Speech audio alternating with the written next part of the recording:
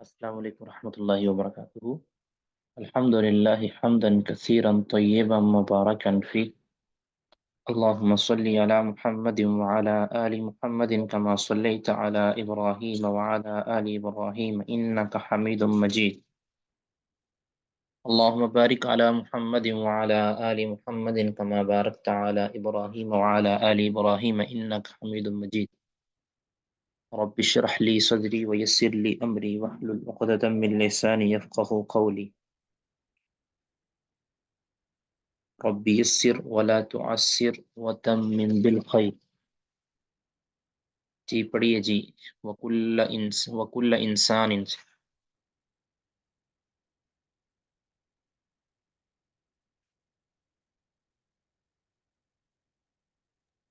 أعوذ بالله السميع العليم من الشيطان الرجيم من همزه ونفخه ونفثه بسم الله الرحمن الرحيم وكل إنسان اور ہر انسان کو الزمناه لازم کیا ہے ہم نے اسے طائرہ اس کا طائر فی عنقه اس کی گردن میں ونخرج له اور ہم نکالیں گے اس کے لیے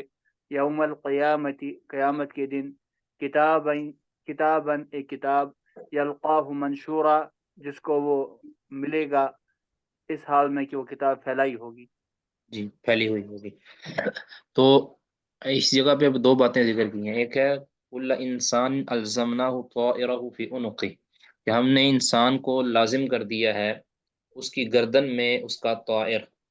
طائر سے مراد نصیب ہے، تقدیر اس کا جو نصیبہ ہے اس کے گردن کے اندر۔ اب یہ ایک تاکیدی طور پر بھی اس کو لازم ہو کر رہے گا، جس طرح کہتے ہیں نا کہ کوئی چیز کسی گردن کے اندر لٹکا دینا تو وہ اس کے ساتھ لازم ہو جاتی ہے، ٹھیک ہے۔ تو ان الفاظ کا جو ہے نا تقاضا ہے کہ نصیب انسان کو مل کر رہے گا، کہتے ہیں نا نصیبو کا یصیبو کا، کہ جو آپ کا نصیب ہے وہ آپ کو مل کر رہے گا، ٹھیک ہے۔ ماں کانا نصیبو کا یصیبو کا وہ ماں لم یکن لگا نصیبو کا نصیبہ کا لم لا یصیبو کا، غالباً اس طرح کا کوئی محاورہ ہے کہ آپ کا نصیب آپ کو مل کر رہے گا، ٹھیک ہے، اور جو آپ کا نصیب نہیں ہے وہ آپ سے خطا کر جائے گا، آپ کو ملے گا نہیں۔ تو اس طائرہ سے مراد یہاں نصیب ہے، ٹھیک ہے۔ طائر ویسے لفظی معنی تو ہوتا ہے اڑنے والی چیز کو کہتے ہیں طائر۔ تو یہ بعض مفسرین نے یہ لکھا ہے کہ چونکہ عرب اپنا نصیب دیکھنے کے لیے، اپنا شگون لینے کے لیے وہ پرندے کو اڑاتے تھے، اور پرندہ جس طرف بھی چلا جاتا تھا وہ اس کو لازم ہو جاتی تھی وہ چیز، کہ کبھی آپ نے ایسا ہی کرنا ہے۔ تو شاید اس طرف بعض مفسرین نے یہ اشارہ کیا ہے، اسی وجہ سے اس نصیبے پر بھی جو چیز انسان کو لازم ہونے والی چیز ہے اس پر طائرہ کا لفظ بول دیا ہے، ٹھیک ہے۔ تو اس وجہ سے بھی شاید جو اللہ تعالیٰ نے تقدیر لکھ دی ہے وہ اڑ کر اس کے پاس آ ہی جائے گی، چاہے وہ جو مرضی کر لے، ٹھیک ہے۔ اگر کسی نے قتل ہونا ہی ہونا ہے تو وہ جتنی مرضی سیکورٹی رکھ لے اس نے قتل ہونا ہی ہونا ہے، اگر کسی کی جان بچنی ہی بچنی ہے تو وہ جتنی مرضی اس پر حملے ہو جائیں اس کی جان بچنی ہی بچنی ہے۔ اگر کسی کو رزق ملنا ہی ملنا ہے تو جتنے مرضی روکنے والے آ جائیں، اللہم لا مانع لما اعطیت ولا معطی لما منعت ولا ينفع ذا الجد منک الجد۔ تو یعنی طائر سے مراد یہاں تقدیر ہے، نصیب ہے، اس کی جو اپنا مقدر ہے وہ ہے۔ آگے وَنُخْرِجُ لَهُ يَوْمَ الْقِيَامَةِ كِتَابًا، اور ہم اس کے لیے نکالیں گے قیامت کے دن ایک کتاب، یلقاہ منشورہ جسے وہ پائے گا اپنے سامنے کھلا، ٹھیک ہے۔ تو اس سے مراد ہے انسان کا جو نامہ اعمال ہے جو کرامن کاتبین لکھ رہے ہیں، ٹھیک ہے، جو کرامن کاتبین اس کے ساتھ معلق فرشتے وہ لکھ رہے ہیں، تو وہ ساری لکھت اس کے سامنے کھلی، یعنی بالکل اس کا وہ انکار بھی نہیں کر سکے گا، یہ بھی اس نے کیا، یہ بھی کیا، یہ بھی کیا ہے۔ جس طرح دنیا کے اندر کوئی جھگڑا ہو نا، کسی کا اختلاف ہو جائے کسی کے ساتھ حساب کے اندر، تو جس طرح اس کے سامنے لا کر پیش کر دیا جائے تو وہ انکار ہی نہیں کر سکتا بھی یہ دیکھو میں نے یہ خود لکھا ہوا ہے، یا خود میں نے کیا ہوا ہے، یہ ثبوت موجود ہے، تو اس طرح کے کوئی دستاویزات اس کے سامنے لا کر رکھ دیے جائیں گے جس کا وہ انکار نہیں کر سکے گا۔ اور آگے پہ کہا گیا جائے گا، جی پڑھیے گا۔ اقرأ کتابک، پڑھو اپنی کتاب، کفا بنفسک الیوم علیک حسیبا، آج کافی ہے تیرا نفس تیرے اوپر حساب لینے کے لیے۔ ہاں جی، آج خود ہی تم اپنے پڑھ لو جو کیا ہے تم نے، آج حساب تم خود ہی اپنا فیصلہ کر لو، جی۔ من اهتدى فانما يهتدي لنفسه، جو ہدایت یافتہ ہوا تو وہ ہدایت یافتہ اپنے جان کے لیے ہی ہوا، اپنے فائدے کے لیے ہوا۔ ومن ضل، اور جو گمراہ ہوا، فانما يضل عليها، تو اس کی گمراہی کا وبال اسی پر ہے۔ ہاں جی، یہ ولا والا جی ٹھیک ہے۔ ولا تزر وازرة وزر اخرى، اور نہیں بوجھ اٹھائے گی کوئی بوجھ اٹھانے والی جان کسی اور کا بوجھ۔ جی وما كنا معذبین حتى نبعث رسولا، اور نہیں ہے ہم عذاب دینے والے یہاں تک کہ ہم کسی رسول کو بھیجیں۔ جی، اب ادھر یہ بتایا کہ جو اگر ہدایت حاصل کر لیتا ہے نا، کوئی دین پر آ جاتا ہے، تو وہ اللہ پر احسان نہیں کرتا بلکہ وہ اپنے فائدے کے لیے یہ سارا کچھ کر رہا ہے۔ اور اگر کوئی گناہ کرتا ہے، گمراہ ہو جاتا ہے، تو وہ اللہ کا کچھ بھی نہیں بگاڑ سکتا، وہ اپنا ہی بگاڑ رہا ہے۔ اس طرح وہ حدیث قدسی ہے نا کہ لو ان اولکم و انسکم و جنکم،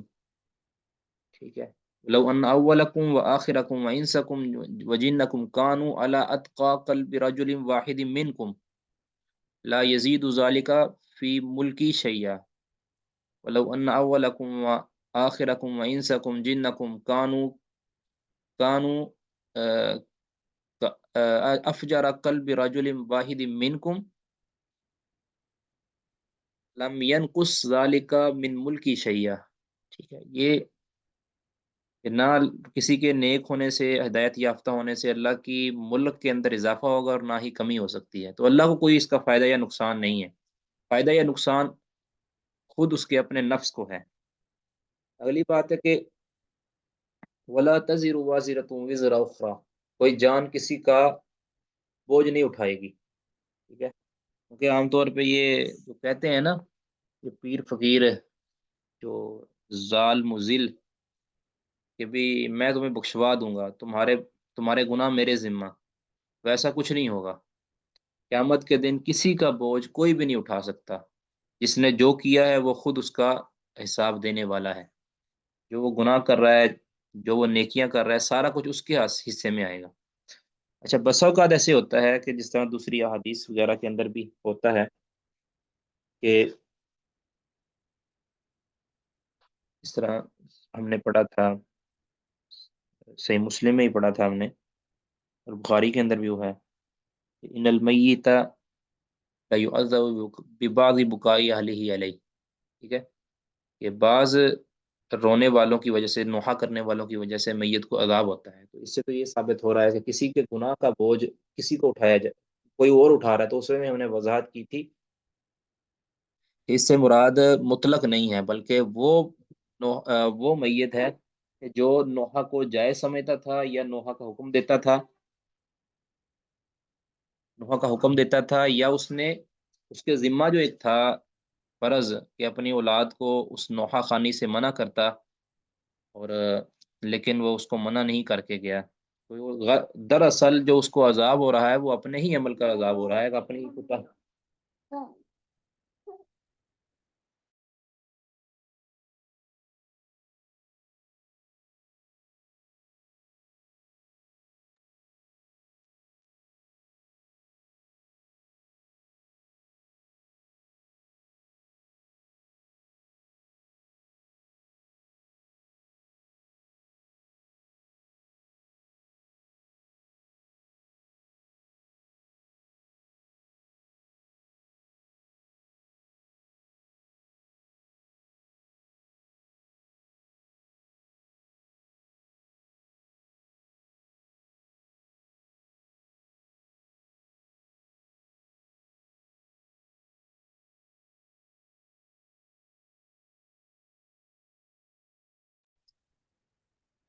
جی تو دراصل اس کو جو عذاب ہو رہا ہے وہ اس کے اپنے عمل کی وجہ سے ہو رہا ہے کہ اس نے اس میں کوتاہی کی ہے، کہ اللہ تعالیٰ نے اس کے ذمہ ایک لگایا ہے کہ جس طرح صحیح بخاری کی حدیث کے اندر آتا ہے نا، کلکم رائن و کلکم مسئول عن رعیتہ، ہر شخص اپنے بارے میں ذمہ دار ہے، اپنے زیر دست کے بارے میں، ٹھیک ہے، الرجل رائن علی اہل بیتہ، یہ آدمی اپنے گھر والوں کے بارے میں ذمہ دار ہے کہ اس نے نوحہ خانی سے کیوں نہیں منع کیا، کہ ان کے خاندان کے اندر یہ چیز مشہور تھی، اسے چاہیے تھا کہ منع کر کے جاتا، اب وہ نوحہ کر رہے ہیں تو دراصل اس کی اپنی کوتاہی تھی اس کے اندر، کیونکہ اس کے ذمہ ایک فرض تھا منع کرنا، یا ایھا الذین آمنوا قوا انفسکم واہلیکم نارا، اس نے اپنی اس جو دعوت کے اندر کوتاہی کی ہے، تربیت کے اندر کوتاہی کی ہے، اس وجہ سے اس کو عذاب ہو رہا ہے۔ اس طرح اگر کسی نے کسی کو گناہ پر لگایا ہے، جس طرح آدم علیہ الصلوۃ والسلام کے ایک بیٹے نے جو گناہ جاری کیا تھا قتل کا، اسے مسلم نے میں نے پڑھا تھا کہ اس کے گناہ کا ایک حصہ، یعنی جو بعد میں قتل ہو رہے ہیں، اس کے گناہ قاتلین کا ایک گناہ کا حصہ اس کے ذمہ بھی جا رہا ہے، جو پہلا قاتل تھا کرۂ زمین پر۔ تو جس نے گناہ کو جاری کیا اس کو دیکھ کر یا گناہ کا حکم دیا، اس کی بات کو مان کے جتنے بھی گناہ کرنے والے ہوں گے تو ان کے گناہ کا بدلہ بھی، ان کے گناہ کا حصہ بھی عامر اور جاری کرنے والے کے اوپر لاگو ہوگا۔ اب دراصل یہ سارا گناہ جو ہے یہ اس کے اپنے کیے ہوئے پر ہے۔ اگلی بات جو ہے نا بڑی یہ اہم ہے، وَمَا كُنَّا مُعَذِّبِينَ حَتَّى نَبْعَثَ رَسُولًا، کہ ہم عذاب نہیں دیتے جب تک کہ ہم رسول کو مبعوث نہ کر دیں، ٹھیک ہے۔ اب ایک تو جن کے پاس رسول آ چکا انہوں نے بات نہیں مانی، ان کو تو عذاب ہوگا ہی ہوگا، ان کے بارے میں تو کوئی اختلاف ہی نہیں ہے۔ انہوں نے ان تک رسول اللہ صلی اللہ علیہ وسلم کا یا پہلے رسولوں کا جو پہلی امتوں میں فوت ہو چکے ان کا پیغام پہنچ گیا اور انہوں نے بات نہیں مانی، تو ان کا کیا انجام ہوگا، ٹھیک ہے۔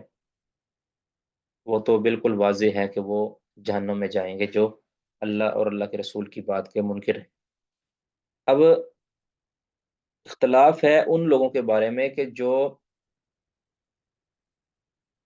اس عرصہ کے اندر فوت ہوئے ہیں، کہ جس عرصہ کے اندر کوئی پیغمبر مبعوث نہیں ہوا، کوئی پیغمبر مبعوث نہیں ہوا، ٹھیک ہے، اس کو کہتے ہیں فترہ۔ اس فترہ کے اندر فوت ہونے والے لوگ جس کے اندر رسول مبعوث نہیں ہوا، تو یاد رکھیں کہ اس سے اگلی بات ایک ہے رسول مبعوث نہیں ہوا، ایک ہے دعوت نہیں پہنچی۔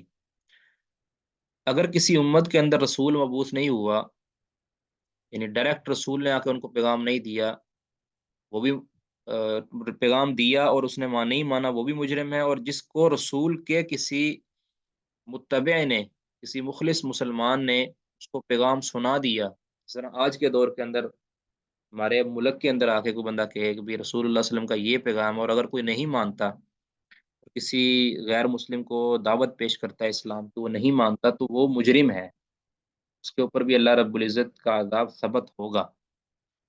مسئلہ یہ ہے کہ جس کے پاس نہ کوئی رسول پہنچا، نہ اس رسول کا کوئی ایلچی پہنچا، نہ رسول کا کوئی مخلص بندہ پہنچا، اس کا کیا حکم؟ تو اس کے بارے میں دیگر احادیث کے اندر ہے کہ ان کا اختبار اللہ تعالیٰ لے گا۔ میرے پاس ایک حدیث میں سناتا ہوں، میں نے لکھی تھی حدیث ایک،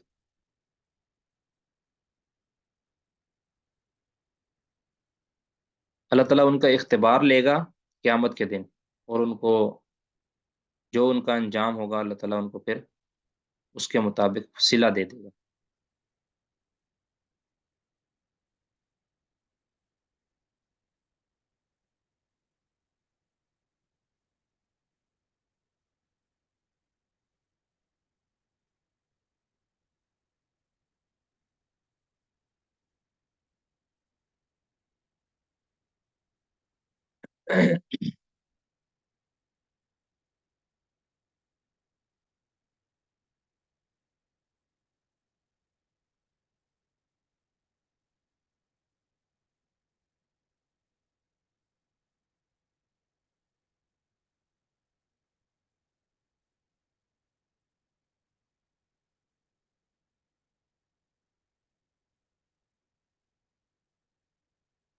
جی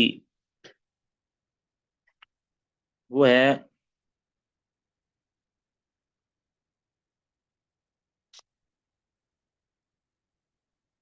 مسند احمد کی روایت ہے کہ اللہ تعالیٰ قیامت کے دن چار آدمیوں کو نا، چار آدمیوں کے اوپر اپنی دلیل ثبت کر دے گا، ٹھیک ہے؟ جو دنیا کے اندر معذور تھے، چار بندے ان کو اپنا دلیل ثبت کر دے گا۔ ان میں سے ایک وہ بھی ہوگا کہ جو کہے گا کہ یعنی جو فترہ کے اندر فوت ہوا، یعنی رسولوں کے فترہ کے اندر جو فوت ہوا، وہ کہے گا اے میرے اللہ، میرے پاس تو کوئی پیغام رسائی نہیں آیا، تیری تیرے دین کا پیغام ہی نہیں پہنچا۔ تو اللہ تعالیٰ پھر ان سے، ان ساروں سے نا پختہ وعدہ لے گا کہ جو میں تمہیں اب کہوں تو تم اس میری بات کو مانو گے؟ وہ کہیں گے اللہ ہم مانیں گے۔ تو اللہ تعالیٰ کہو گے چلو یہ جہنم جل رہی ہے، اس کے اندر چھلانگ لگا دو، یہ میرا حکم ہے تمہیں۔ اب جو اس میں حکم مان لے گا وہ تو دراصل جنت کے اندر چلا جائے گا، جہنم نہیں ہوگی وہ۔ اور جو حکم نہیں مانے گا وہ اس جہنم کے اندر چلا جائے گا، جس کے لیے اللہ تعالیٰ نے امتحان لیا ہے۔ تو یہ اس طرح کا کوئی معاملہ ان کے ساتھ ہوگا۔ یہ صرف وہ ہیں کہ جن کو رسول کا پیغام نہیں پہنچا، جن تک رسول نہیں پہنچا، جن تک کتاب نہیں پہنچی، جن تک توحید کا پیغام نہیں پہنچا، لیکن وہ شرک بھی نہیں کرتے ہوں گے۔ یہ ذہن میں رکھے، اگر وہ شرک کرتے ہیں تو شرک کرنا بذات خود فطرت کو مسخ کرنا ہے۔ اگر اس نے شرک کیا ہے اور اللہ کے مقابلے کے اندر کسی معبود کو لے آیا ہے تو پھر وہ اس سے نہیں بچ سکے گا، پھر تو وہ معاند بن گئے نا۔ یہ اس کے بارے میں کہ جو بالکل جس کو کسی دین کا علم ہی نہیں ہوا اور وہ اپنی زندگی گزارتا رہا، اس کا وہی پہنچی ہی نہیں ہے، بالکل بھی پیغام ہی نہیں پہنچا، اور اس نے نہ اللہ کی عبادت کی اور نہ اللہ کے علاوہ کسی اور کی عبادت کی، ٹھیک ہے؟ تو یہ ہے ان لوگوں کے بارے میں۔ اب رہا معاملہ چھوٹے بچوں کا کہ جو ابھی تک عمر بلوغ کو نہیں پہنچے، تو چھوٹے بچے چاہے وہ مشرکین کے ہوں چاہے وہ مسلمانوں کے ہوں، راجے کول کے مطابق مسلمانوں کے بارے میں تو اجماع ہے نا، اتفاق ہے، اس میں کوئی اختلاف ہی نہیں کسی کا کہ وہ قیامت کو جنت کے اندر چلے جائیں گے، ٹھیک ہے؟ یعنی ان کا حساب ہی نہیں ہوگا۔ اور دوسرے جو ہیں کافروں کے بچے، وہ دنیا کے اندر تو ان کا کافروں والا معاملہ ہوگا، یعنی ان کا غسل کفن نہیں ہوگا مسلمانوں کی طرح، لیکن آخرت کے اندر ان کا حساب نہیں ہوگا، وہ ان کو عذاب نہیں دیا جائے گا، اور وہ بغیر حساب کے جنت کے اندر چلے جائیں گے، کیونکہ ابھی وہ عمر بلوغ کو نہیں پہنچے، گناہ لکھنے کی عمر نہیں ابھی نہیں آئی، تو اس لیے وہ مکلف ہی نہیں رہے۔ بعض نے کہا ہے کہ ان بچوں کا بھی اللہ تعالیٰ حساب لے گا، لیکن یہ بات کسی صحیح سند کے ساتھ ثابت نہیں ہے۔ جی کوئی سوال کسی کا اس والے سے؟ السلام شیخ علیکم شیخ وعلیکم جی السلام۔ سہیل بھائی، شیخ صاحب، یہ جو آپ نے سنا ہے، اس کا کوئی کی ورڈ بتا دیں تاکہ اس کو پھر جی سرچ آپ کرنے میں آسانی آواز ہو۔ آواز آپ کی کٹ رہی ہے۔ آواز کٹ رہی ہے۔ ایک سیکنڈ شیخ صاحب، آپ کو میری آواز آ رہی جی بالکل آ رہی ہے۔ ہے؟ شیخ صاحب، یہ جو آپ نے حدیث سنائی تھی، اس کا کوئی کی ورڈ بتا دیں جس کی وجہ سے اس کو سرچ کرنے میں آسانی ہو۔ آپ نے کیا بتایا تھا؟ فترہ، دین فترہ کا لفظ آپ نے یوز کیا تھا، تاکہ اس کو پھر دیکھا جا سکے کون سی حدیث اس میں ہے، کتاب میں۔ میں آپ کو اس کے الفاظ بتا دیتا ہوں ابھی۔ ویسے بس کوئی بھی ایک مین ورڈ بتا دیں جس کی وجہ سے وہ سرچ جی کر میں لیں۔ میں آپ کو انشاءاللہ بتا دیتا ہوں ابھی اس کا نا۔ جزاک اللہ خیر۔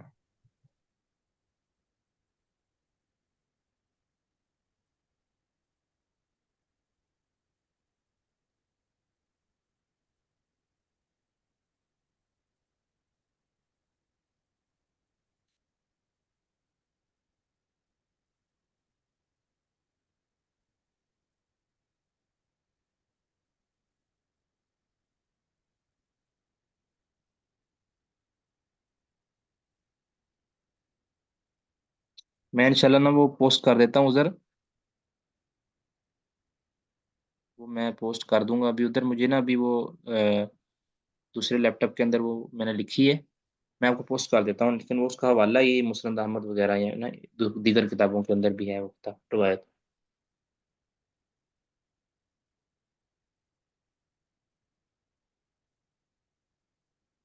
تو یہ سوال کیا کہ وہ بچے جو جسمانی معذور ہیں، بول نہیں سکتے، اپنے آپ کو سنبھال نہیں سکتے، اگر وہ عمر بلوغت میں پہنچ جاتے ہیں تو ان کا کیا حکم ہے؟ دیکھیں، جس کی عقل قائم ہے، جس کی عقل قائم ہے، وہ دین کو سمجھ سکتا ہے، ٹھیک ہے، اس کے اندر سینس ہے، تو وہ مکلف ہے، شریعت کا مکلف ہے۔ ہاں، بعض معاملات کے اندر ہو سکتا ہے کہ وہ غیر مکلف ہو، لیکن عمومی طور پر وہ توحید کا مکلف ہے۔ اور جو شخص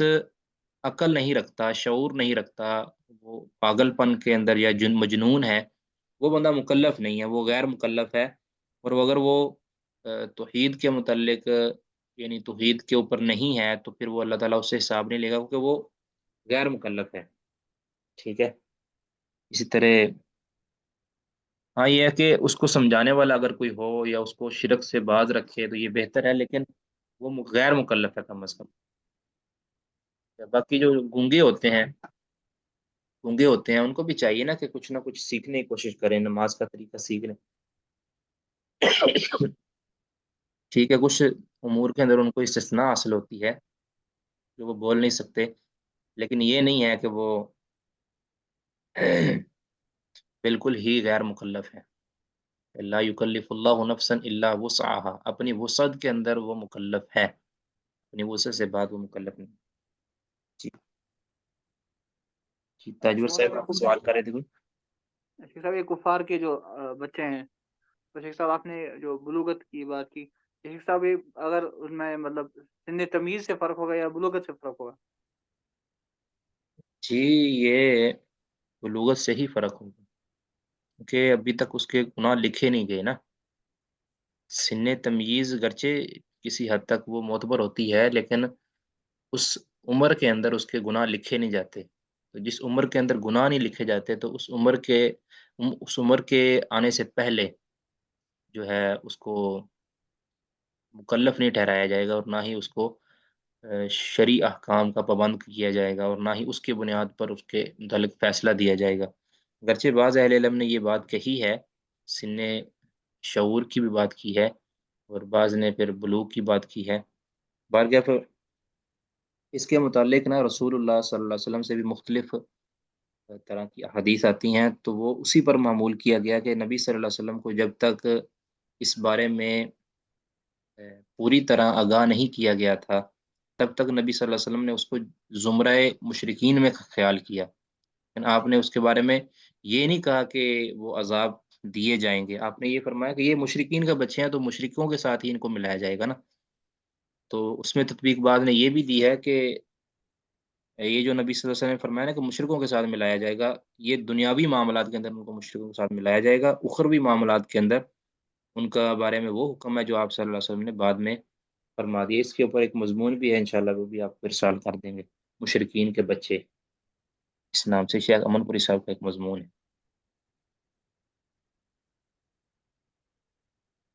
جی وَإِذَا أَرَدْنَا أَن نُهْلِكَ قَرْيَةً، اور جب ہم ارادہ کرتے ہیں کہ ہم کسی بستی کو ہلاک کریں، امرنا مترفیہا، تو ہم اس بستی کے خوش حال لوگوں کو حکم دیتے ہیں، ففسقوا فیہا، تو پھر وہ اس میں فسق کرتے ہیں، فحق علیہ القول، تو اس بستی پر یعنی اس بستی والوں پر پھر قول یعنی قول عذاب ثابت ٹھہرتا ہے، فدمرناها تدمیرا، پھر ہم اس کو پورا پورا ہلاک کر دیتے ہیں، تباہ کر دیتے ہیں۔ جی، یہاں امرنا، ابھی اللہ تعالیٰ حکم فساد کرنے کا یا فسق کرنے کا نہیں دیتا، بلکہ اللہ تعالیٰ ان کو ایمان اور عمل صالح کا حکم دیتا ہے، توحید و سنت کا حکم دیتا ہے، لیکن وہ اس حکم کو نہیں مانتے، بلکہ زمین میں وہ فساد برپا کرتے ہیں، اور زمین کے اندر فسق پھیلاتے ہیں۔ فسق سے مراد یہاں ہر گناہ ہے، چھوٹا بڑا، ٹھیک ہے، یعنی شرک بھی فسق ہوتا ہے نا، اس کے اکبر ہے وہ، تو یہاں مراد شرک اور کفر وغیرہ کی طرح کے گناہ ہیں، تو اللہ تعالیٰ کا ان پر پھر قول ثابت ہو جاتا ہے، اور ہم ان کو پھر बुरी तरह नेस्त व नाबूद कर देते हैं। ठीक है, यहाँ फिर अमरना से मुराद है, ये ध्यान में रखें कि अल्लाह ताला हुक्म देता है, उसको फिसक का नहीं हुक्म देता। अगरचे बाज लोगों ने ये माना किया भी है कि अल्लाह ताला के यहाँ अमर से मुराद कौनी अमर है, जैसे इरादा कौनिया होता है ना, कौनी अमर मुराद है, लेकिन ये बात दुरुस्त मालूम नहीं होती, वल्लाहु आलम। दुरुस्त यही है कि यहाँ अमरना से मुराद इसका मफूल जिक्र नहीं किया गया। अल्लाह ताला उनको हुक्म देता है, यानी शरा का हुक्म देता है, शरीयत का हुक्म देता है, करने का कहता है, लेकिन वो नहीं ऐसा करते, उसको मुखालफत करते हैं, तो अल्लाह ताला फिर उनको हुज्जत तमाम करके वो तबाह कर देता है। जी। कम अहलकना मिनल कुरून मिन बाद कौम नूह, और कितनी ही बस्तियां हमने हलाक कर दी कौम नूह के बाद। वकफ़ा बिरब्बिका बिजुनूबि इबादिही खबीरा, और काफ़ी है तेरा रब अपने बंदों के गुनाहों के लिए खबरदार। अब नूह अलैहिस्सलाम का यहाँ जिक्र इसलिए किया गया कि सबसे पहले जो शिरक हुआ था वो नूह अलैहिस्सलाम के दौर में हुआ था, इससे पहले शिरक नहीं हुआ था। अल्लाह ताला ने इससे पहले फिर लोगों को तबाह भी नहीं किया, क्योंकि वो शिरक नहीं, वो थोड़े बहुत जो गुनाह होते थे उसकी बुनियाद पर अल्लाह ताला तबाह नहीं करता था। शिरक की जो इब्तिदा हुई है, शिरक का जो आगाज़ हुआ है, वो नूह अलैहिस्सलाम की कौम से हुआ। इसी वजह से अल्लाह ताला ने नूह अलैहिस्सलाम और उसके बाद जो लोग शिरक करते थे उन बस्तियों को उनको अल्लाह ताला ने तबाह किया। ये कुरून का माना आपने क्या किया? मैं शेख साहब गलती से किया था करिया का माना, लेकिन अब कुरून यानी नस्लें। हाँ जी, मैंने कहा, मुझे भी ये लगा था कि आपने शायद करिया का माना कर दिया। तो कुरून का माना है सदियां। ठीक है, दौर, कुछ भी माना किया जा सकता है। तो हर उनके बाद कई कितने ही सदियां हैं, या कितने ही जमातें हैं कह लें आप, कितने भी दौर हैं जिनके अंदर अल्लाह ताला ने नूह अलैहिस्सलाम के बाद लोगों को हलाक कर दिया। और अल्लाह ताला अपने बंदों के गुनाहों को खूब जानने वाला और खूब देखने वाला है। जी। मन कान युरीदुल आजिलता, जो इरादा करता है जल्द मिलने वाली चीज का, अज्जलना लहू फीहा, हम उसको उसमें यानी दुनिया में वो जल्दी से अता कर देते हैं, मा नशाउ, जो हम चाहते हैं, लिमन नुरीद, जिसको हम चाहते हैं, सुम्मा जअलना लहू जहन्नम, फिर हम उसके लिए मुकर्रर करते हैं जहन्नम, यस्लाहा मजमूमा, जिसमें वो दाखिल होगा मजमूम सूरत में, मजमूम हालत में, मदहूरा, दुत्कारा हुआ। हाँ जी, यहाँ अल्लाह ताला कहते हैं कि कुछ लोग जिनका मतम नज़र दुनिया की ज़िंदगी आजिला से मुराद यहाँ जल्द मिलने वाली, जल्द हासिल होने वाली, वो है दुनिया। दुनिया का दुनिया की शोहरत भी हो सकता है, यानी दुनिया के अंदर जिसको वो चाहता है ना, दुनिया के अंदर उसको आजिला कह दें। इसके अंदर उसको अपना नफ़ा लगे, चाहे वो शोहरत हो, फेम हो, पैसा हो, ओहदा हो, जो भी बाईपास किसी चीज़ को करके, शरीयत को बाईपास करके हासिल की जाए, उसको आजिला कहते हैं। ठीक है, अगर शरीयत के दायरा कार के अंदर रहकर की जाए तो वो आजिला मजमूम नहीं है। अगर शरीयत से मावरा होकर, शरीयत को रोंद कर अगर वो आजिला चाहता है, तो अल्लाह ताला फरमाते अज्जलना लहू फ़ीहा, अब वो चाहता तो है, कोशिश पूरी करता है, लेकिन अल्लाह ताला देते उतने ही हैं जितने की चाहते हैं। जितना अल्लाह ने इरादा किया होता है, इरादा कौनिया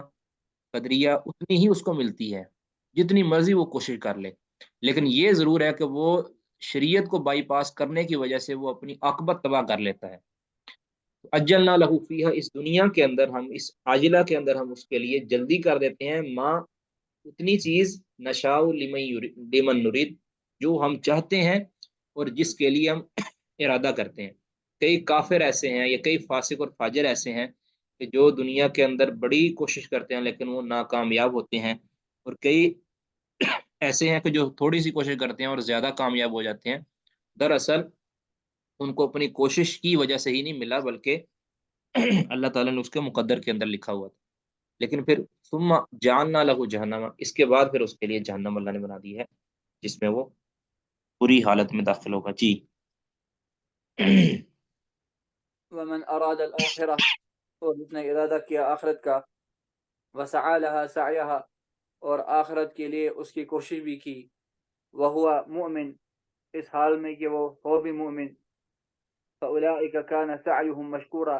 تو یہ ہیں وہ لوگ جن کی کوشش پر ان کو جزا ملے گی، شکر کیا یہاں جائے اللہ گا۔ تعالیٰ نے طریقے خالف، یعنی جو پچھلے والی آیت ہے اس کے اندر جو دنیا کا ارادہ کرتا تھا،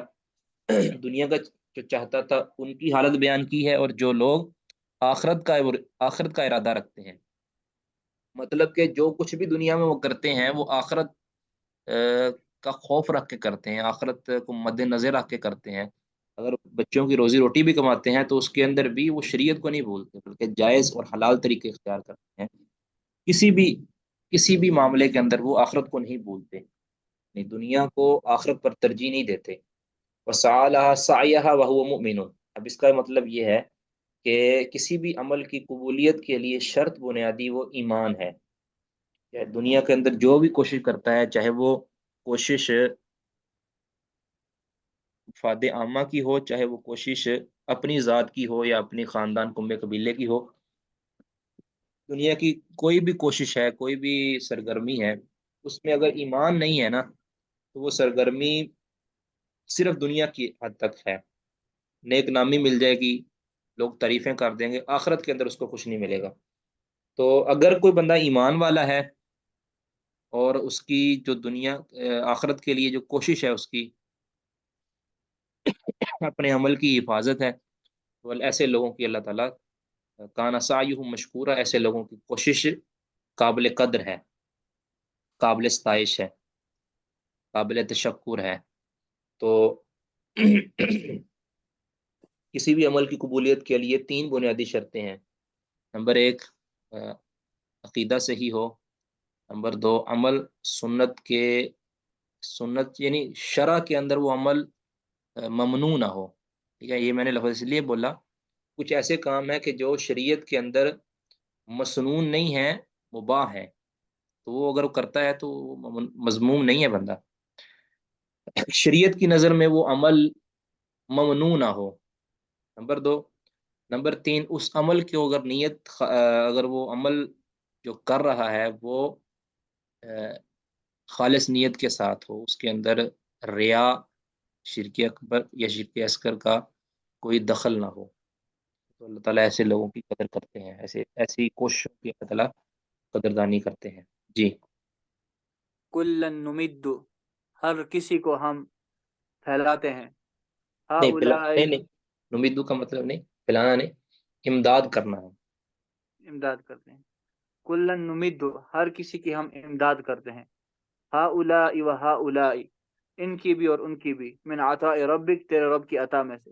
وما کان عطاء ربک محظورا، اور تیرے رب کی عطا کسی سے روکی ہوئی نہیں ہے۔ یعنی دونوں طرح کے جو لوگ ہیں نا، جو اراد الآخرہ یا اراد العاجلہ، دونوں طرح کے لوگوں کو ہم مدد کرتے ہیں۔ اللہ تعالیٰ فرماتے ہیں کہ ہم اس کی امداد کرتے ہیں، اس کو دیتے ہیں دنیا کا سامان، اپنی مرضی سے دیتے ہیں، وہ نہیں ہے کہ وہ اللہ تعالیٰ سے کچھ زیادہ چھین کے لے جائے، ٹھیک ہے، اللہم لا مانع لما اعطیت ولا معطی لما منعت، ٹھیک ہے، تو دیتے ہیں، اللہ اپنی عطا سے دیتے ہیں، ہر ایک کو دیتے ہیں جتنا دیتے ہیں۔ وما کان عطاء ربک محظورا، اور اللہ تعالیٰ کی جو عطا وہ کبھی ختم ہونے والی نہیں ہے، ٹھیک ہے، بند ہونے والی نہیں ہے۔ تو کیونکہ اللہ تعالیٰ کسی کو کم اس لیے نہیں دیتا کہ اللہ کی عطا کے اندر کمی آ گئی ہے، یا کسی کو زیادہ اس لیے نہیں دیتا کہ وہ اللہ کی عطا سے چھین کے لے گیا ہے، اللہ تعالیٰ دیتا اپنی عطا سے، یہ جس کو دیتا ہے۔ جی، انظر کیف فضلنا بعضهم على بعض، دیکھ لیں کیسے ہم نے ان میں سے بعض کو بعض پر فضیلت دی ہے، وللآخرۃ اکبر درجات، اور آخرت میں یقیناً درجات زیادہ بلند ہیں، بڑے ہیں، وہ اکبر تفضیلا، اور فضیلت دینے میں بھی زیادہ بڑا ہے۔ تو یعنی یہاں پہلی جو بات ہے کہ فضلنا بعضهم علی بعض، یعنی دنیا کے معاملات کے اندر ہم نے کچھ لوگوں پر فضیلت دی ہے، کسی کو اللہ تعالیٰ نے زیادہ مال دیا ہے، کسی کو زیادہ بڑا عہدہ دیا ہے، کسی کو زیادہ کہہ لیں کہ اچھے والدین دیے ہیں، اچھی صحبت دی ہے، اچھا ملک دیا ہے، اچھا علاقہ دیا ہے، خوبصورت رنگ دیا ہے، اس طرح اور جتنی خوبیاں ذہین بنایا ہے، فتین بنایا ہے، اس طرح اس کو اولاد دی ہے، اس کو دیگر سہولیات اللہ تعالیٰ نے دی ہیں، کسی کو کم دی ہیں، کسی کو زیادہ دی ہیں، لیکن یہ تو ہے صرف دنیا کی حد تک، اس کا اللہ تعالیٰ کی نظر میں کوئی قدر نہیں ہے۔ حدیث میں آتا ہے نا کہ لوکانت لوکانت الدنیا عند اللہ تعدل جناح بعوضۃ، اگر اللہ تعالیٰ کے ہاں دنیا کی قدر و منزلت ایک مکھی کے پر کے برابر بھی ہوتی نا، تو اللہ تعالیٰ کسی کافر کو پانی کا ایک گھونٹ بھی نہ دیتا۔ ٹھیک ہے، اس کا مطلب ہے کہ اللہ تعالیٰ کے نزدیک محض دنیا دینے کی یا نہ دینے کی جو فرق ہے، یہ ایمان یا کہہ لیں کہ اچھا یا برا ہونا نہیں ہے، کہ یہ اس کے لیے مقدر اللہ نے خود لکھا ہے۔ اس پر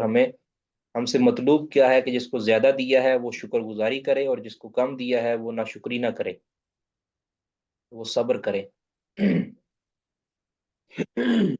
جس سے دے کر چھین لیا ہے وہ بھی صبر کرے، جس کو دے کر آزمایا ہے وہ اپنی آزمائش میں پورا اترے، اور پھر اللہ تعالیٰ نے اس کے جو حقوق اس کے ذمے لگائے ہیں، جو فرائض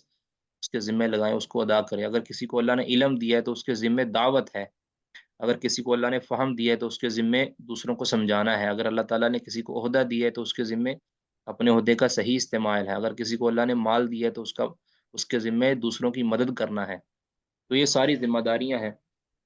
اب آخرت ہے، اب یہ تو دنیا کے اندر اللہ نے فضیلتیں دی ہیں نا، بغیر کسی اچھے برے ہونے کی تمییز کے۔ وَلَلْآخِرَةُ خَيْرٌ اکبر درجات، البتہ آخرت کا گھر یہ بڑا درجے والا ہے، یعنی آخرت کس کو ملے گی؟ وہ اسی کو ملے گی جو اللہ تعالیٰ کی شریعت پر عمل پیرا ہوگا۔ واکبر تفضیلا، اور فضیلت دینے کے اندر، یعنی فضیلت دے گا نا آخرت کا گھر، کس کو فضیلت دینی ہے، کس کو افضل قرار دینا ہے، کس کو مفضول قرار دینا ہے، یہ اس اعتبار سے آخرت کا گھر بڑا ہے۔ جی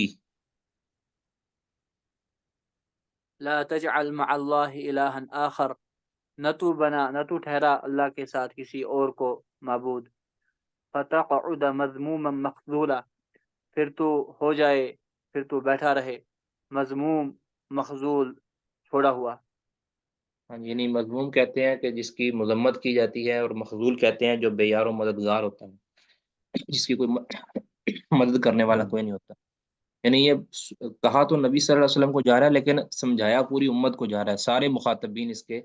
مخاطب ہیں، سارے سامعین اس کے مخاطب ہیں، سارے قارئین اس کے مخاطب ہیں، کہ اللہ کے ساتھ کسی کو الہ مت بناؤ، یعنی تم اللہ کے علاوہ کسی کو الہ بناؤ گے تو تم دنیا کے اندر شاید بچ جاؤ، لیکن آخرت کے اندر تمہارا کیا ہوگا کہ مذمت کیے گئے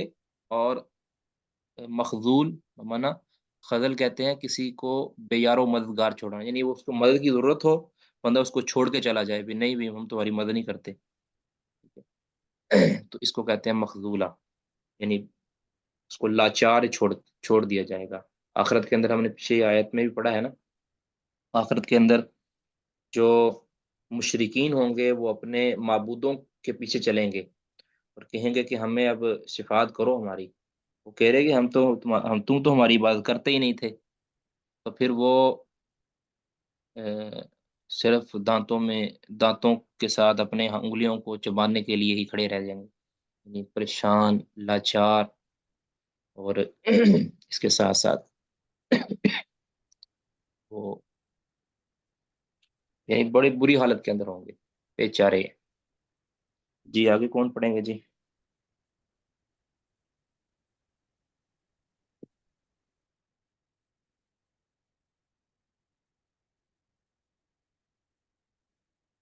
وہاں صاحب پڑھیں گے آج؟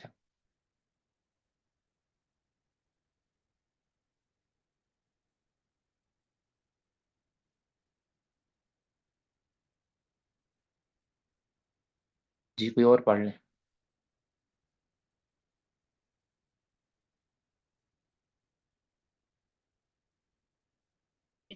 اللہ وَقْتَرَعُوا إِلَّا إِيَّاهُ، اور تیرے رب نے فیصلہ کیا کہ تم نہ عبادت کرو مگر اسی کی، اور والدین کے ساتھ احسان۔ إِمَّا يَبْلُغَنَّ عِندَكَ الْكِبَرَ अहदुहुमा औ किलाहुमा, और अगर उनमें से कोई एक तुम्हारे नज़दीक या दोनों बुढ़ापे को पहुँच जाएं, फ़ला तक़ुल लहुमा उफ़्फ़िन, बस उनको उफ़ तक न कहो, वला तनहरहुमा, और उनको न डांटो, वक़ुल लहुमा क़ौलन करीमा, और उनको करीम बात करो, करीम बात यानी बहुत कर्म वाली बात कहो। जी, ये अब आगे वाली जो आयत हैं ये शुरू हो गई हैं, इसमें नसीहतें हैं अल्लाह ताला की, जो मुख्तलिफ़ अखलाकी बुराइयों के मुतल्लिक आगाहियाँ हैं अल्लाह ताला की तरफ से। और एक तफसीर में मैंने पढ़ा था कि मुझे उसका हवाला से याद नहीं है कि इब्ने अब्बास रज़ी अल्लाहु अन्हुमा वो फरमाते हैं कि इन आयत के अंदर ना, जो आगे वाली आयत आएंगी, इसके अंदर पूरी तौरात का खुलासा बयान कर दिया गया है। तौरात के मुतल्लिक आपको पता है ना कि ये अखलाकियात के मुतल्लिक बड़ी बातें हैं, पूरी तौरात का कहते हैं खुलासा बयान कर दिया गया है। तो ये तकरीबन, यानी इसमें कई एक कामों से मना किया गया है। ठीक है, तो वल्लाहु आलम, ये इसकी सनद कैसी है, लेकिन ये कौल एक ख्याल पता। अच्छा, अब इसमें अल्लाह ताला ने सबसे पहले अपना हक बयान किया है कि जो अल्लाह का जो हक इबादत है, इसको भी कम अल्लाह ताला ने वक़ज़ा रब्बुका, तुम्हारे रब ने ये फैसला कर दिया है। फैसला बमाना यहाँ अल्लाह ताला ने हुक्म दिया है, अल्लाह ताबुदु इल्ला इय्याह, कि तुम सिर्फ उसी की ही इबादत करो। इबादत की जुमला अक़साम अल्लाह के साथ खास कर दो। व बिल वालिदैनि इहसाना, अब यहाँ मुफस्सिरीन कहते हैं कि यहाँ महज़ूफ़ है कि व अन तुहसिनु बिल वालिदैनि इहसाना, इहसाना यहाँ मस्दर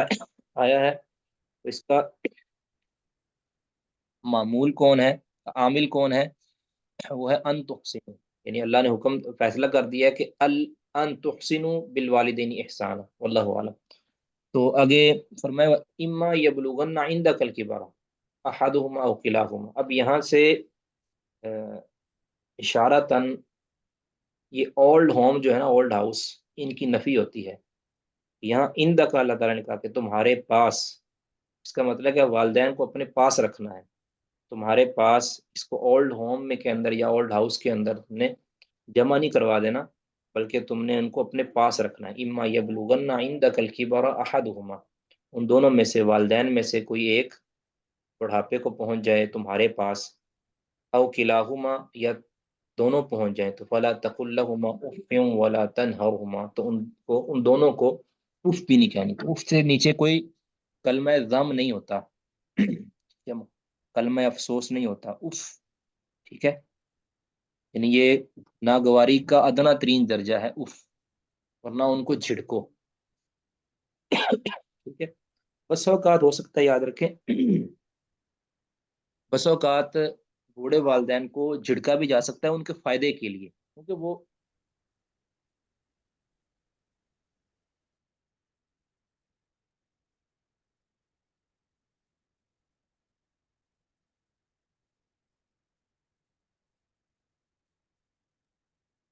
ये वाला तनहरुमा, कभी कभार उनको झिड़का भी जा सकता है उनके फायदे के लिए। मिसाल के तौर पर,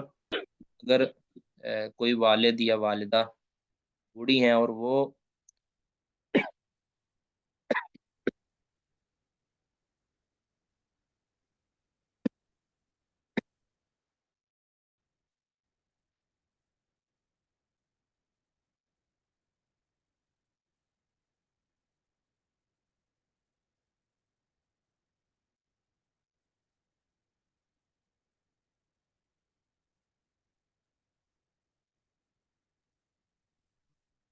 अगर कोई ऐसा काम वो जो उनके सेहत के लिए, उनके लिए वो नामुनासिब है, तो उनको झिड़का भी जा सकता है। तो ये उनके फायदे के लिए है। लेकिन अपने कह लें कि उनकी अपनी गलती जो है, जो हकीकत के अंदर उनके लिए नुकसानदेह नहीं है, उनकी गलतियों के ऊपर उनको डांटना नहीं है किसी भी अंदाज में उससे गुफ्तगू नहीं करनी उनके फ़ायदों के लिए। अगर मिसाल के तौर पर वो, उनको शुगर है, फ़र्ज़ किया तो शुगर है, तो वो उसके अंदर मीठा खा रहे हो, तो आप ज़बरदस्ती उनको इससे रोकें कि उसके लिए उनका फ़ायदा है। इस तरिए ऐसे कोई काम कर रहे हैं, वो सिगरेट नोशी करते हैं, सिगरेट नोशी उनकी सेहत के लिए मुज़िर है, आप उनको डांट कर मना कर सकते हैं। اگر آپ سے وہ ڈرتے ہیں واقعات، اور اس کے لیے آپ کو کوئی گالیاں بھی کھانی پڑے تو وہ کھا لیں، کوئی مسئلہ نہیں۔ وَقُلْ لَهُمَا قَوْلًا کریما، اور ان کو عمدہ بات کرنی ہے، ٹھیک ہے؟ جی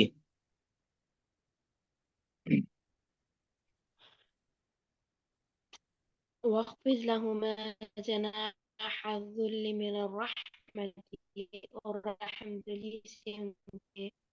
بازو کے بازو جھکا۔ وقل رب ارحمهما كما ربياني صغيرا، اور کہو اے میرے رب ان دونوں پر رحم کر جیسے کہ ان دونوں نے بچپن میں مجھے شفقت سے پالا۔ وَخْفِضْ لَهُمَا، جھکا دیں ان کے لیے، جناح الذُّلِّ، نرمی کے بازو، یعنی عاجزی کے بازو۔ تو اصل میں جناح تو ہے کہ جو پرندے نہیں پر کے نیچے اپنے بچوں کو لے آتے جو نومولود ہوں، تو شفقت اور مہربانی کے لیے، یہ مرغی کو دیکھیں کبھی کبھی آپ، چھوٹے چھوٹے بچے اس کو گرمی سے بچانے کے لیے، سردی سے بچانے کے لیے، اس طرح دوسرے جانوروں سے بچانے کے لیے وہ اپنے پروں کے نیچے لے آتے ہیں۔ تو اسی کے ساتھ مشابہت دی گئی، جس طرح ایک مرغی یا ایک پرندہ اپنے بچوں کو پالتا ہے اور اس کو بچاتا ہے سردی سے، گرمی سے، نقصان سے، خوف سے، محرومی سے، اسی طرح تم بھی اپنے والدین کو بچاؤ من الرحمت، لیکن یہ آپ کا یہ عمل رحمت کے لیے ہونا چاہیے، ٹھیک ہے؟ آگے ہے وقر رب ارحم، آگے پھر ان کے لیے دعا گو بھی رہنا ہے، چاہے وہ دنیا میں زندہ ہیں تب بھی، اگر فوت ہو چکی ہیں تب بھی ان کے لیے دعا گو رہنا ہے کہ اللہ ان پر تم رحم فرما، کما ربا، یعنی اب کما یہاں کاف یہ تشبیہ کا بھی ہو سکتا ہے اور کاف تعلیل کا بھی ہو سکتا ہے، کہ اللہ ان پر تو رحم فرما، کیونکہ تعلیل کا بنا ہے، کیونکہ اس نے مجھے بچپن میں پالا ہے، ٹھیک ہے؟ اس وجہ سے کہ اس نے مجھے بچپن میں پالا ہے۔ اور اس کو اگر تشبیہ کا بنائے تو یہ محض تشبیہ ہے، یعنی تشبیہ من کل الوجوہ نہیں ہوتی، آپ جانتے ہیں تشبیہ من کل الوجوہ نہیں ہوتی، ہر اعتبار سے تشبیہ نہیں ہوتی، بعض صورتوں کے اندر کہ اللہ اس نے ہمیں پالا ہے، اس طرح اس نے ہمارے ساتھ خیر خائی کی ہے، بچپن کے اندر پال پوس کے ہمارے ساتھ رحم دلی کی ہے، تو اللہ تو بھی ان پر رحم فرما۔ تو یہ دعا زندگی کے اندر بھی دی جا سکتی ہے اور زندگی گزرنے کے بعد بھی دی جا سکتی ہے۔ ایک اور بات، یہ زندگی کے اندر اگر والدین مشرک ہیں، ان کو دعائیں دی جا سکتی ہیں، ان کو تربیت بھی دی جا سکتی ہے، ان کے لیے اللہ تعالیٰ سے ہدایت کی دعا بھی کی جا سکتی ہے، لیکن مرنے کے بعد اگر والدین شرک پر ہیں تو ان کے لیے پھر یہ دعا نہیں کی جا سکتی۔ اگر شرک پر مرے ہیں، اور واضح آپ کو پتہ ہے کہ ان کی اللہ تعالیٰ نے جب شرک کے مشرک کے لیے دعا کرنے سے منع کر دیا ہے، تو پھر اس کے بعد اللہ کے اس حکم کے سامنے سر تسلیم خم کر دینا ہے۔ جی ربکم اعلم بما فی نفوسکم، اور تمہارا رب زیادہ جاننے والا ہے جو تمہارے نفسوں میں ہے۔ ان تکونوا صالحین فإنہ کان للأوابین غفورا، اگر تم نیک ہوگے تو یقیناً وہ بار بار رجوع کرنے والوں کے لیے ہمیشہ سے بے حد بخشنے والا ہے۔ اچھا، یہاں اس آیت کا اگر اس کو عام رکھا جائے تب بھی صحیح ہے کہ اللہ تعالیٰ ہر ایک کے دلوں کی وہ کیفیت کو جانتا ہے۔ اگر تم واقعتاً حقیقت کے اندر بھی نیک ہو تو اللہ تعالیٰ تمہاری بخشش کرنے والا ہے، ٹھیک ہے؟ اگر اس کو پچھلی آیت سے جوڑا جائے، جیسا کہ مفسرین نے جوڑا ہے کہ بھی تم ان کی خدمت کرتے ہو، لیکن پھر بھی خدمت کے باوجود وہ تمہارے ساتھ اچھا سلوک نہیں کرتے، تمہارے والدین، تم ان کے ساتھ اچھا سلوک کرتے ہو، وہ تمہارے ساتھ اچھا سلوک نہیں کرتے، تو پھر اللہ تعالیٰ خوب جانتا ہے جو تمہارے دلوں میں ہے، یعنی تم تو دل سے اچھی ان کے ساتھ اچھی تم ان سے محبت کرتے ہو، تو تمہارے دلوں کی اللہ تعالیٰ قدر کرے گا۔ یہ بھی ہو سکتا ہے کہ تم کس نیت سے، یہ جو ذہن میں آئی کہ تم کس نیت سے ان کی خدمت کر رہے ہو، تم پراپرٹی ہڑپنے کے لیے کر رہے ہو، اپنے نام وراثت لگوانے کے لیے کر رہے ہو، تم جو ان کے لیے دعائیں کرتے ہو، ان کی خدمت کرتے ہو، خاطر کرتے ہو، ان کے قریب قریب ہوتے ہو، ان کی تعریفیں کرتے ہو، تم ان کو جو سہولیات دیتے ہو، یہ کس نیت سے دے رہے ہو، یہ تمہارے پیچھے، اس کے پیچھے وجہ کیا ہے، اللہ تعالیٰ تمہارے دلوں کی کیفیت کو بھی جانتا ہے کہ تم یہ سارا کچھ کس نیت سے کر رہے ہو۔ واقعتاً والدین سے تمہیں محبت ہے یا تمہیں اس پیسے سے محبت ہے کہ جو تم پیسہ ان کی خدمت کر کے ان سے حاصل کرنا چاہتے ہو؟ یا کوئی ایسا ہوتے ہیں کچھ والدین بڑے امیر ہوتے ہیں، تو کچھ اولادیں وہ ان کے قریب قریب ہوتی ہیں بھی، اس باپ سے اس ماں سے مجھے بے بہا پیسہ ملنے والا ہے، ٹھیک ہے؟ تو یہ بھی ہو سکتا ہے، واللہ عالم، اس کو پیچھے والی سے جوڑا جائے یا ایک تعلق پیچھے بھی رکھا جائے اور اس کو عام بھی رکھا جائے، یہ سارا ہو سکتا ہے۔ بعض نے یہ بھی کہا ہے کہ اگر تم بسا اوقات ان سے نافرمانی کر بیٹھو، والدین کی خدمت کرتے ہو، نافرمانی کر بیٹھو اور بعد میں تمہیں پچھتاوا ہو، تم پھر دل سے توبہ کر لو، تو تمہارے دلوں کی کیفیات کو اللہ تعالیٰ جانتا ہے، اور تمہاری جو تم نے رجوع کر لیا ہے، تم نے جو توبہ کر لی ہے، تو پھر اللہ تعالیٰ تمہارے اس سرزنش کو، اللہ تعالیٰ تمہاری اس غلطی کو اللہ معاف کرنے والا، یہ بھی ہو سکتا ہے۔ جی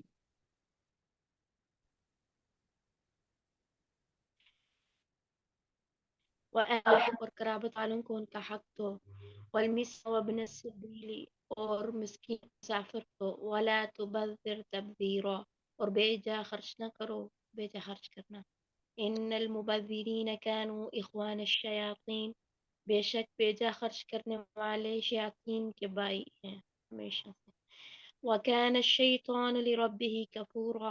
اور شیطان ہمیشہ سے اپنے رب کا نافرمان۔ اچھا، اب یہاں ایک تو اب حقوق مالیہ شروع ہوئے ہیں مالی معاملات کے اندر، کہ قربا کو، ذو القربا کو اپنا حق دو ان کا حق قربت، اگر وہ غریب مسکین ہے تو اس کا جو زکوٰۃ کے اندر ان کا حق ہے وہ ان کو دو، یہ ان کا حق ہے، یعنی تم ان کو احسان نہیں کر رہے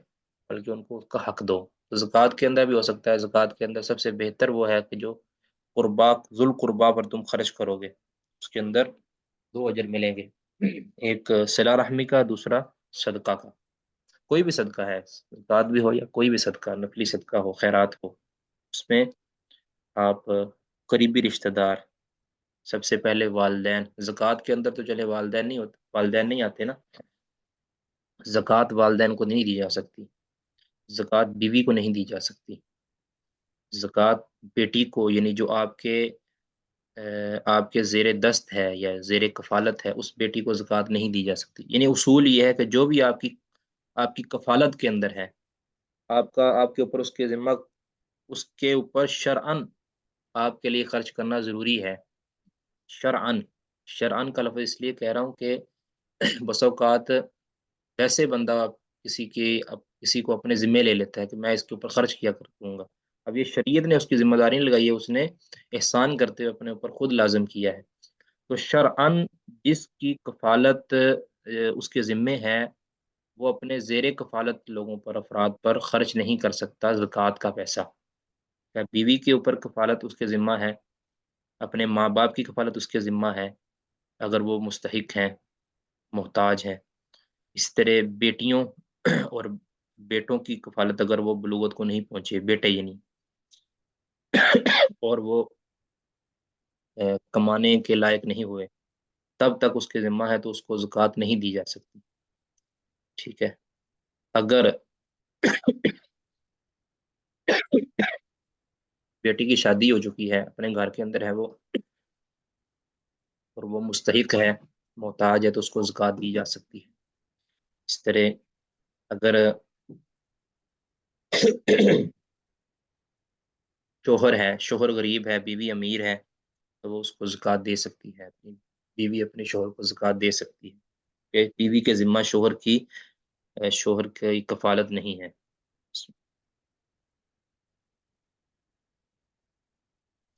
باقی جو عام نفلی صدقے ہیں وہ بھائی کو دے سکتا ہے، شوہر بیوی کو دے سکتا ہے، اور شوہر اپنے اوپر خرچ کر سکتا ہے، شوہر اپنی اولاد کو دے سکتا ہے، وہ صدقہ ہی ہے، جو بھی تحفہ، تحائف، صدقہ، ٹھیک ہے، جو نفلی صدقہ ہے، اور فرض صدقہ زیر کفالت پر خرچ نہیں ہو سکتا۔ اگر مسکین ہے، ابن السبیل ہے، یعنی مسافر، ولا تبذر تبذیر، اب اس خرچ کرنے کے اندر بھی میانہ روی چاہیے، ولا تبذر تبذیرا، اور اس کو فضول خرچ نہیں کرنا، تبذیر ہوتا ہے، عام طور پہ تبذیر ہوتا ہے ناحق جگہ پہ مال کو خرچ کرنا، ٹھیک ہے، ناحق جگہ پہ مال کو خرچ کرنا۔ بعض نے کہا ہے کہ حق جگہ پر بھی حد سے زیادہ تجاوز، یعنی حد سے زیادہ خرچ کرنے کو بھی تبذیر ہی کہتے ہیں، تو وہ بھی دراصل پھر ناحق ہو جاتا ہے نا۔ مثال کے طور پر اگر آپ کو کھانے کی ضرورت ہے، مثلا آپ نے دو روٹی کھانی ہے، 2 روٹی کھانا ہے، لیکن آپ آرڈر کر لیتے ہیں 10 روٹیاں، تو جو آپ اوپر والی 8 روٹیاں خراب کی ہیں، یا آپ کو ضرورت ہے یعنی 1 پلیٹ سالن کی، تو آپ نے آرڈر کر دیا ہے 2 پلیٹ سالن، 3 پلیٹ سالن، تو یہ آپ نے ناحق لیا ہے سارا کچھ اور اس کو ضائع کر دیں اگر بالفرض آپ، تو پھر یہ تبذیر ہے، ٹھیک ہے۔ ایک ہے کہ ناجائز کام ہے، مثال کے طور پر آپ کسی جوا کے اندر آپ 1 روپیہ بھی لگائیں گے، اگرچہ وہ زیادہ نہیں ہے لیکن 1 روپیہ بھی لگائیں گے تو پھر وہ تبذیر ہوگی۔ ایسے جو مبذرین ہیں ان کو شیطان کے بھائی کہا گیا، یعنی شیطان کی ماننے والے، ٹھیک ہے۔ وکان الشیطان ربی کا پورا، تو جس طرح شیطان اپنے رب کا ناشکرا ہے، تو یہ بھی رب کا ناشکرا ہے۔ اس کو اللہ تعالیٰ نے شکر گزاری کا موقع دیا تھا کہ اللہ نے اس کو مال دیا تھا، اس کو صحیح رستے پر، صحیح جگہ پر، صحیح طریقے سے استعمال کرتا، لیکن اس نے اس کے اندر ناشکری اور اللہ کی شریعت کی مخالفت کی ہے۔ نہیں، جب خرچ کرنا ہے تب بھی بیانہ روی اختیار کرنا۔ اللہ تعالیٰ نے اپنے وہ جو عباد الرحمن کی جو صفات بیان کی ہے نا، سورت کون سی، فرقان کے اندر، اس کے اندر یہ کہا ہے کہ جو اللہ کے بندے ہیں، پیارے بندے ہیں، وہ خرچ کرنے کے اندر بھی بیانہ روی اختیار کرتے ہیں۔ والذین اذا انفقوا لم یسرفوا ولم یقتروا وکان بین ذلک قواما، یہ والا طریقہ ہونا چاہیے۔ اور نبی صلی اللہ علیہ وسلم نے بھی سے پوچھا گیا کہ بہترین صدقہ کیا ہے، بخاری کی روایت ہے، تو آپ نے فرمایا کہ ان ظہر غنن، یعنی ایسا صدقہ کہ جس کے بعد آپ کی جو کمر ہے وہ غربت کے اندر نہ جائے، بلکہ آپ اس صدقہ کے بعد امیر ہی رہیں، یعنی آپ کے حالات خراب نہ ہوں۔ کچھ لوگ جذباتی ہوتے ہیں، اپنا سارا کچھ وہ بانٹ دیتے ہیں، یہ بھی درست اقدام نہیں ہے، بلکہ اس کے اندر پھر جو صاحب حق ہیں، اس میں بالخصوص اولاد آتی ہے، بیوی اور ماں باپ آتے ہیں، کہ ان کی محرومی ہے۔ کہ ہاں اگر وہ سارے راضی ہیں یا وہ ہیں ہی نہیں، تو پھر آپ اپنے مال کے اندر اس طرح کا تصرف کر سکتے ہیں۔ اسی لیے رسول اللہ صلی اللہ علیہ وسلم نے فرمایا تھا نا کہ ثلث مال سے زیادہ وصیت کرنا یہ جائز نہیں ہے، کیونکہ اس کے اندر ورثاء کی حق تلفی ہے۔ ثلث مال یعنی 1/3 مال زیادہ سے زیادہ ہم وصیت کر سکتے ہیں اپنے مال کی، کہ میرے مال کو فلاں چیز میں صرف کر دیا جائے میری موت کے بعد، تو یہ زیادہ سے زیادہ ثلث مال ہے، سارے مال کو ہم نہیں دے سکتے، کیونکہ اس کے اندر جو ورثاء ہیں ان کا حق ہے۔ اور کچھ لوگ ایسے ہیں کہ جو بالکل شیخ چلی ہوتے ہیں، بخیل اور کنجوس ہوتے ہیں، 1 روپیہ نہ اپنی ذات پر لگاتے ہیں، نہ اللہ رب العزت کے دین پر لگاتے ہیں، تو ایسے لوگ بھی پھر مذموم ہے اللہ کے ہاں، وہ کبھی بھی بابرکت نہیں ہو سکتے۔ جی وَإِمَّا تُعْرِضَنَّ عَنْهُمْ، اور اگر تم ان سے بے توجہی کرو، ابتغاء رحمت من ربہ، اپنے رب کی رحمت کی تلاش کی وجہ سے، ترجوها جس کی تم امید رکھتے ہو، فَقُلْ لَهُمْ قَوْلًا مَيْسُورًا، بس ان کے ساتھ آسانی والی بات تو ہاں جی، ایسی بات یعنی جس میں آسانی، جی بس ان سے ایسی بات کہو جس میں آسانی۔ ہاں جی، یعنی اگر تمہارے پاس کوئی چیز ہے ہی نہیں دینے کو، آپ تو پھر آپ سے وہ مطالبہ کرتے ہیں کہ ہمیں یہ چیز دیں، کچھ دیں۔ آپ کے پاس اگر کچھ نہیں ہے لیکن آپ ان سے اعراض برت لیتے ہیں، کہتے بھی میرے پاس نہیں ہے، آپ ان سے معذرت کر لیتے ہیں، اس حال میں معذرت کرتے ہیں ابتغاء رحمت من ربک۔ اب اس کے 2 معنی ہو سکتے ہیں، ایک تو ہے کہ آپ ان کے لیے، یعنی جو آپ سے مانگ رہے ہیں ان کے لیے اپنے رب کی رحمت کی تلاش کر رہے ہیں، یا اللہ تعالیٰ ان کو نواز دے گا کہ میرے پاس تو نہیں ہے لیکن اللہ تعالیٰ تمہیں دے دے گا، یہ دل میں آپ کی خواہش ہے، جذبات ہیں آپ کی، آپ ان کے لیے دعا گو بھی ہیں۔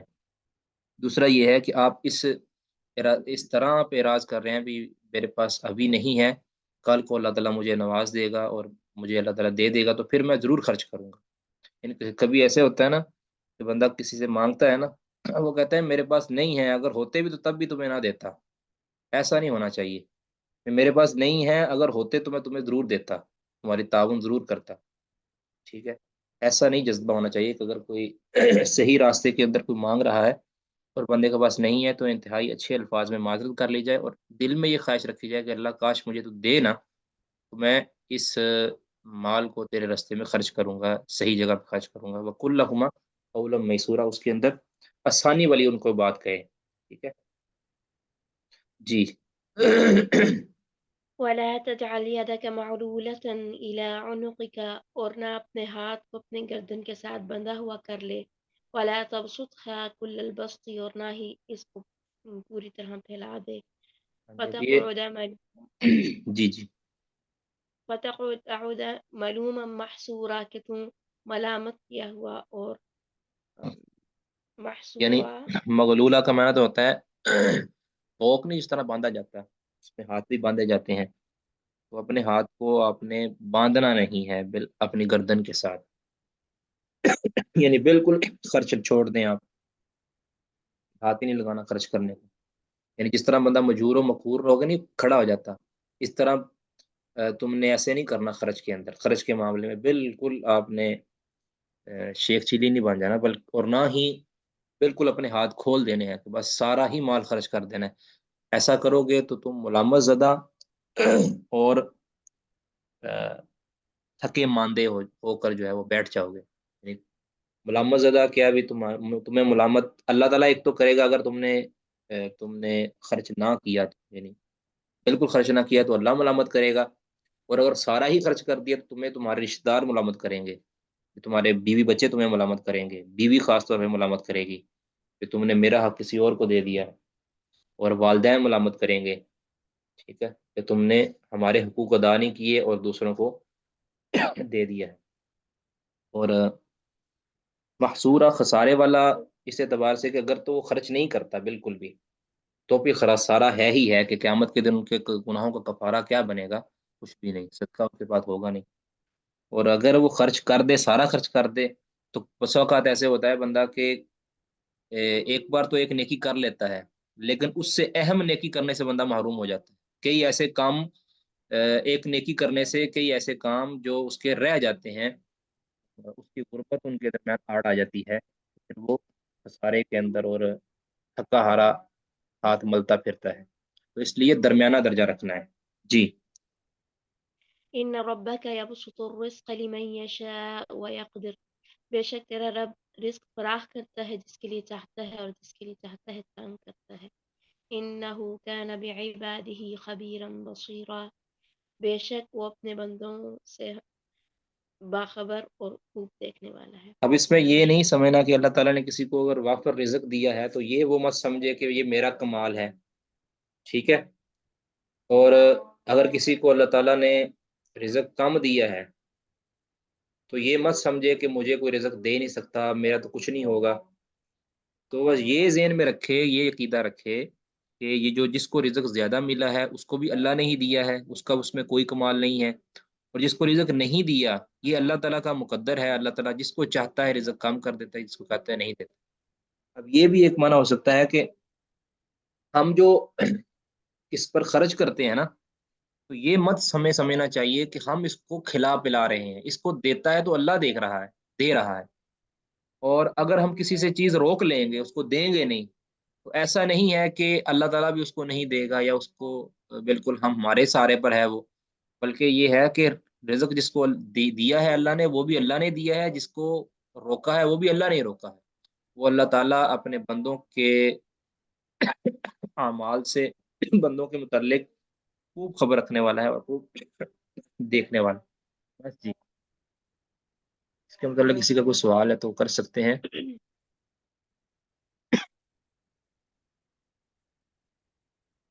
جی انشاءاللہ کل سے کلاس اللہ تعالیٰ نے چاہا تو 1:30 ہی ہوا کرے گی. اگر کبھی اوپر نیچے کرنی ہو تو وہ انشاءاللہ پہلے اطلاع کر دی جایا کرے گی انشاءاللہ. سبحانک اللہم وبحمدک اشہد ان لا الہ الا انت استغفرک واتوب الیک.